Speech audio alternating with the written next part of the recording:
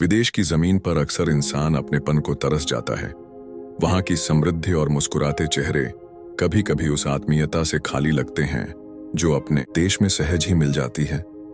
मैं और मेरी पत्नी हर साल अपने बेटे के पास कनाडा रहने जाते हैं। एक बार मेरा बेटा अपने किसी शादीशुदा दोस्त से मिलने जा रहा था तो हमें भी साथ ले चला।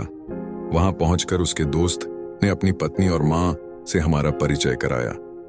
शुरुआती औपचारिकताओं के बाद उसकी पत्नी चाय बनाने रसोई में चली गई और मेरा बेटा अपने दोस्त से बातों में मशगूल हो गया।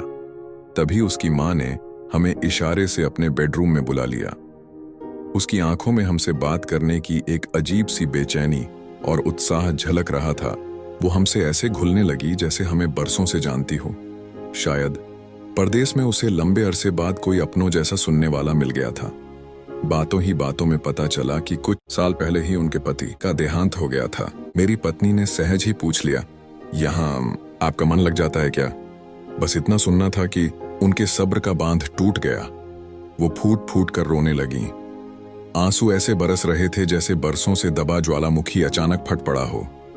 मेरी पत्नी ने ढाढ़स बंधाने के लिए उनका हाथ थामा तो उनकी वेदना सिसकियों में ढल गई। कुछ देर बाद जब वो संभली तो पूरे कमरे को अपनी खोजी नजरों से एक बार देखा और फिर बोली, मैंने बहुत बड़ी गलती कर दी कनाडा आकर। बेटे की बातों में आ गई, उसका मन लगाने यहाँ चली आई, अपना सब कुछ बेचकर। पति के गुजरने के बाद मैं बहुत अकेली पड़ गई थी। बेटे ने प्यार से मनाया तो मना भी नहीं कर सकी। मैंने पूछा, क्यों? आपका बेटा आपका ध्यान नहीं रखता क्या?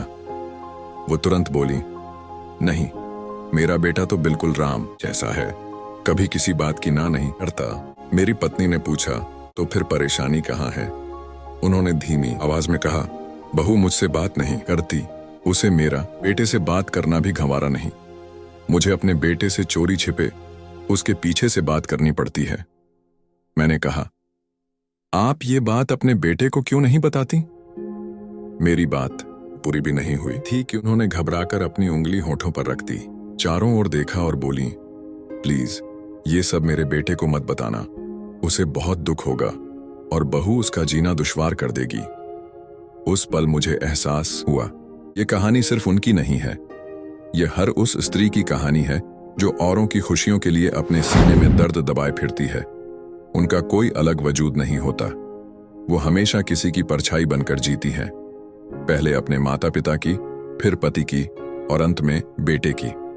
उस दिन मैंने सीखा, इंसान के भीतर छिपा दुख बाहर आने के लिए किसी सुरक्षित जगह की तलाश करता है, और वो सुरक्षित जगह कोई अपना ही हो ये जरूरी नहीं।